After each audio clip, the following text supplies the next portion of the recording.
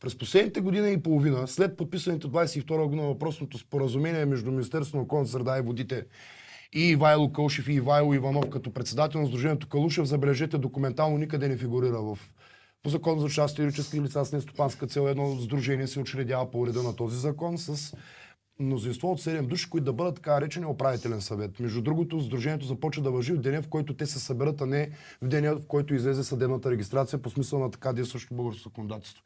В този ред на мисля тези хора още от 2018 година подготвят това сдружение, то да бъде правоприемник на парковата охрана на Министерството на околната среда и водите. Не знам дали знаете, МОСВ има звено, което се занимава с защитата с охраната, не защитата, охраната на парковите територии, на природните паркови, на защитените територии, каквато е територията под хижа Петрохан и тя е защитена по Натура 2000. Не знам защо има някой нужда защитена територия да я защитава втори път.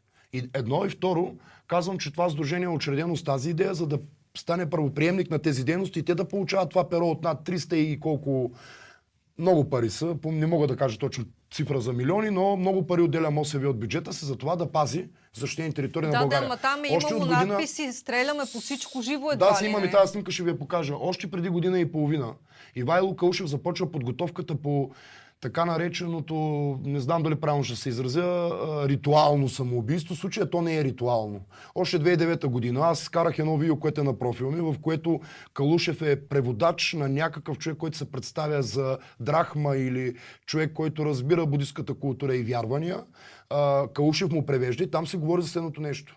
Ти постигаш своя мир и освобождение на душата, тогава когато хората, които те заобикалят, започват да ти правят забележки, че не си правил белето и миришеш.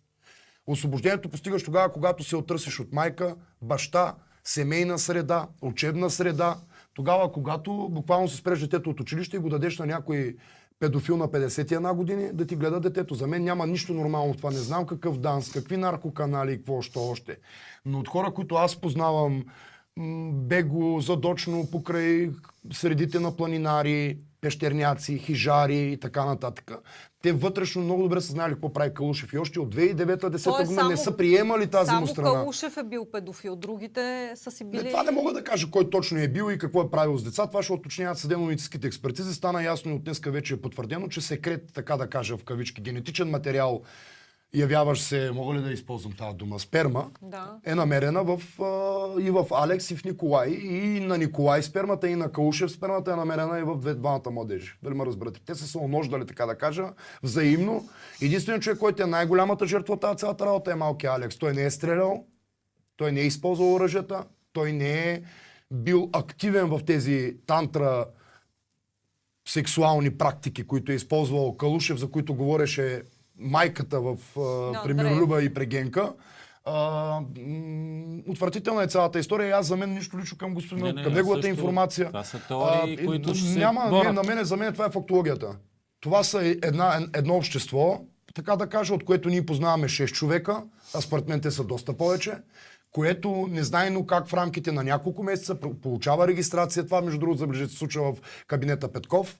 Министър на вътрешните работи е Бойко Рашков, главен секретар на МВР е Живко Коцев, който е под гаранция с 20 000 за участие в контрабанда.